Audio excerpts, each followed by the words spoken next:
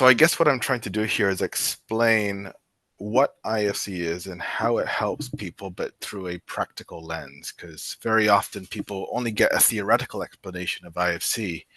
And so what I'd like to show is demonstrate how IFC can really help and change the way that you approach BIM completely, using Bonsai as a tool to demonstrate some of that. But it technically doesn't really need to use Bonsai, but I guess it is the most comprehensive viewer out there, and editor as well. So I guess we should probably start with a few sentences abstractly of what IFC is. And this is what you get when you visit the official documentation. And it's really quite technical and uses a lot of complex terminology that just it's not fun to read if you're more used to looking at drawings on a sheet of paper. So I guess fundamentally what IFC is a way to describe to a computer what is a building and what is in our built environment. And to describe to a computer what that is, you have to make a big list of concepts that the computer can understand, such as walls, doors, and windows. But you also need to describe to a computer how those concepts can relate to one another and what information they can store and how that information is stored.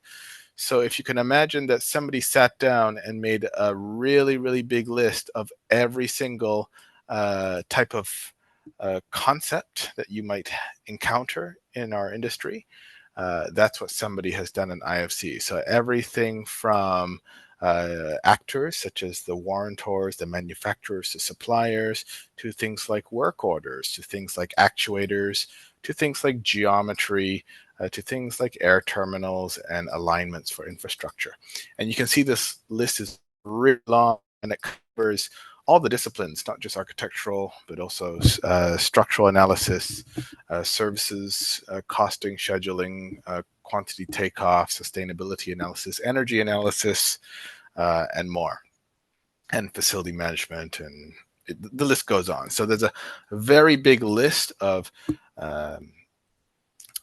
ways that a computer can understand our built environment. And this is published for free for the entire industry to use.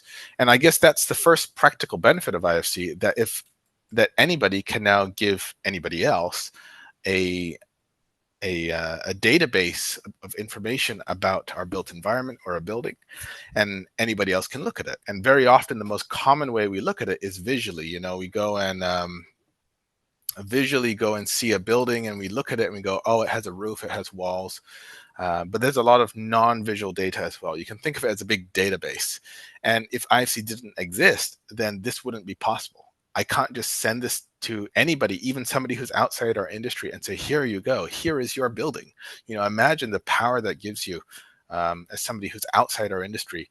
If you are a software developer, if you are somebody who understands anything technical, but you're just not in our industry itself, that to still be able to access the data about your building, that's really quite powerful.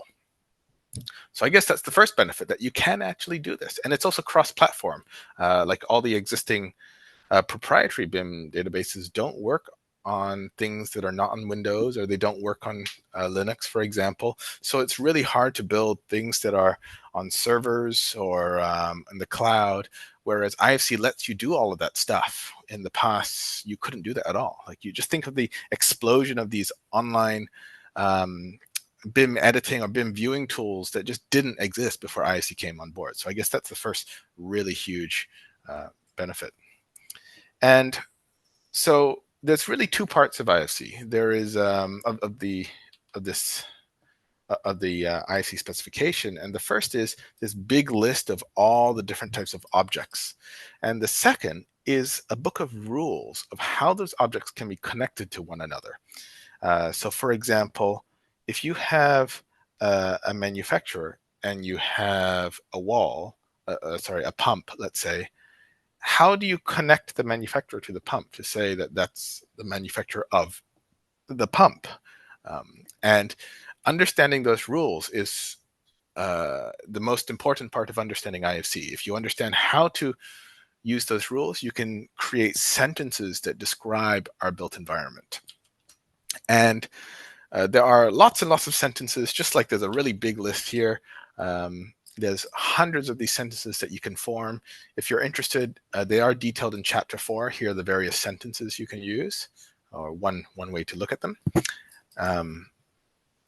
But the good news is that if you're looking at something like in Bonsai, it's all sort of abstracted away and it's quite easy to use. And so I guess what I'd like to do today is talk about some of the most important sentences that IFC provides you, and then how to look at it in Bonsai and why it's so important. And maybe people don't give it as much importance as they should. Another link which I would like to advertise is in the Bonsai documentation. There is an Exploring an IFC Model webpage which you can visit and download the sample IFC, and this will give you a short tutorial talking about how to navigate and view a model. So highly recommend to do that.